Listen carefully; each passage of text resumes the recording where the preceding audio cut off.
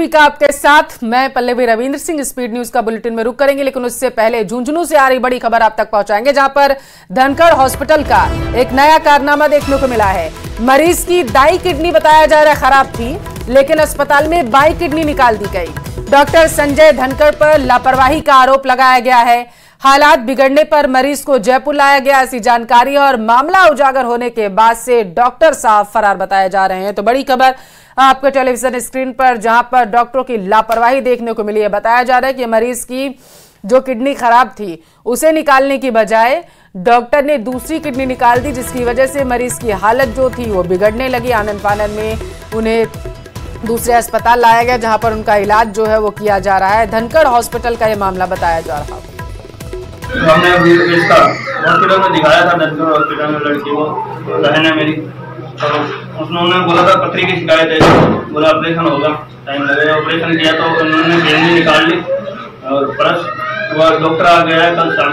उन्होंने कहा कि वो तो खर्चा लगेगा, मैं दूंगा, उसको बीकानेर दिखाओ, कहीं भी दिखाओ। मैं दवा गलती उसकी है कि किडनी निकाल ली ऑपरेशन धनखड़ हॉस्पिटल वाले।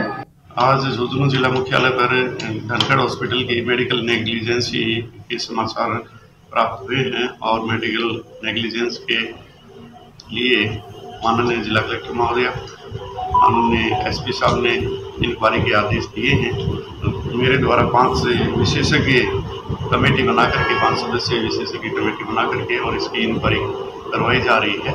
जो भी फैक्चुअल रिपोर्ट होगी वो उस स्तर पर भिजवाई जाएगी और तदनुसार आगे कार्रवाई होगी।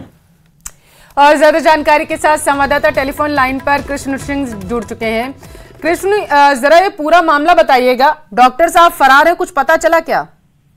जी मैं आपको बता दूं कि झुंझुनू के नुआ गांव की जो महिला है ईद बानो, उन्हें पथरी की शिकायत थी। इसके बाद वो झुंझुनू जिला मुख्यालय पर जो डॉक्टर संजय धनखड़ द्वारा संचालित धनखड़ अस्पताल है वहां पर पहुंची थी और उन्होंने डॉक्टर को दिखाया था। डॉक्टर ने कहा था कि पथरी के कारण जो दाई किडनी है वो खराब है, वो निकालनी पड़ेगी। इसके बाद परिजनों ने सहमति जताई थी और 15 मई को ऑपरेशन किया गया था। फिर जो 17 मई को है वापस महिला की तबीयत बिगड़ी और डॉक्टर को दिखाया और इसके बाद जयपुर ले जाने की बात कही और इस पूरे ऑपरेशन के बारे में किसी को नहीं बताने की बात कही। जयपुर के अस्पताल में ले जाने के बाद कृष्ण जरा होल्ड करिएगा, क्योंकि हमारे साथ CMHO डॉक्टर दानवीर हमारे साथ टेलीफोन लाइन पर जुड़ चुके हैं। सर, ये घोर लापरवाही है। अब मरीज को लेकर के क्या कुछ कहा जाए, क्योंकि डॉक्टर साहब तो फरार हो चुके हैं। मैडम, एक्चुअली माननीय जिला कलेक्टर महोदय द्वारा हमें 5 सदस्यीय कमेटी गठित करके, विशेषज्ञों की कमेटी गठित करके और इसके हम जांच करवा रहे हैं।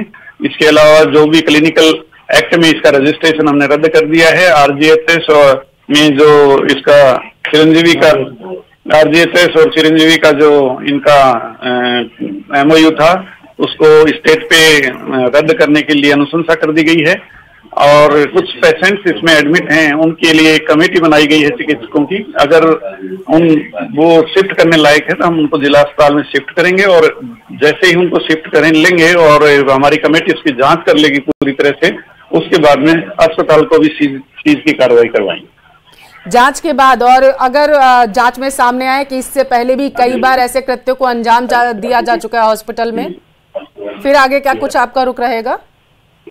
इनमें मैडम जो भी लॉ के अनुसार है, लीगली जो भी है, वो सभी कठोर कार्रवाई होंगे मैडम। लेकिन राजकुमार साहब, आप परिजनों के बारे में सोचिए ना। अस्पताल परिजन क्यों जाते हैं मरीज को लेकर के कि उनका वहां पर बेहतर तरीके से इलाज किया जाएगा। अगर जिनको भगवान माना जाता है वही इस तरीके के कृत्य करेंगे, क्योंकि माना यह जा रहा है अब, क्योंकि हालिया में किडनी ट्रांसप्लांट को लेकर के जो फर्जी एनओसी का मामला सामने आया था और उसके बाद अब ये मामला, ये दोनों तारों को अब जोड़ के देखा जाएगा। मरीज तो डरने लगेंगे अस्पताल जाने से। मैडम, इसीलिए इसको हम इसमें सीज की कार्रवाई कर रहे हैं। अभी चूंकि अंडर इन्वेस्टिगेशन है मामला, परंतु जो भी लीगली है हम कठोर से कठोर कार्रवाई करने के लिए अनुशंसा करेंगे। कि डॉक्टर्स में रत्ती भर का भी डर नहीं रह गया, क्योंकि अभी एक मामले में जांच चल ही रही है और दूसरी तरफ इस तरीके का कारनामा, ये तो यही दर्शाता है ना राजकुमार जी। मेडिकल नेग्लिजेंस जो है तो वो गलत है और उसके लिए कानून बना हुआ है, तो उनके अंतर्गत इनके खिलाफ कार्रवाई होंगी। तो डर क्यों नहीं दिखता उस कानून का डॉक्टर राजकुमार डांगी साहब? डर होना चाहिए ना, यही तो मैं आपसे पूछ रही हूँ एक तरफ कार्रवाई एक मामले को लेकर के चल रही है कि फर्जी एनओसी के जरिए किस तरीके से अंगों की खरीद फरोख्त की गई थी, और दूसरी तरफ इस तरीके के कारनामे। डॉक्टर्स में रत्ती भर का भय नहीं रह गया है कार्रवाई का, और आप कह रहे हैं कि कार्रवाई की जाएगी आगे। नहीं मैडम, जो भी लीगली जो भी कार्रवाई है वो इनके खिलाफ की जाएंगी और मामला अंडर इन्वेस्टिगेशन है। क्या प्रशासन की तरफ से, आपकी तरफ से कोई ऐसा आगे कानून या फिर कोई ऐसी पैरवी की जाएगी जिसके बाद इस तरीके के कृत्य करने के लिए अगर डॉक्टर सोचें तो उनमें भय रहे?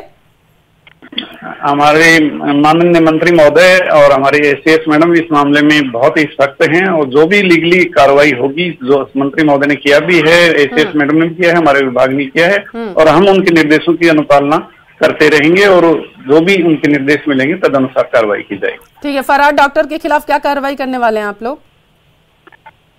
मैडम बता रहे हैं ना, इन्वेस्टिगेशन कर रहे हैं, सीजर कर रहे हैं, सारी इनकी जो योजनाएं थी उन सभी से इनको अलग किया जा रहा है, डीपेनल किया जा रहा है, और बाकी जो लीगली कानून है वो उसके अनुसार कार्रवाई हुई। कार्रवाई का अगर डर रहता तो इस तरीके के कृत्य डॉक्टर वहां पर करते हुए नजर नहीं आते। बहुत शुक्रिया आपका जानकारी हमसे बातचीत करने के लिए, और कृष्ण आपका शुक्रिया जानकारी पहुंचाने के लिए। भरतपुर का रुख करेंगे जहां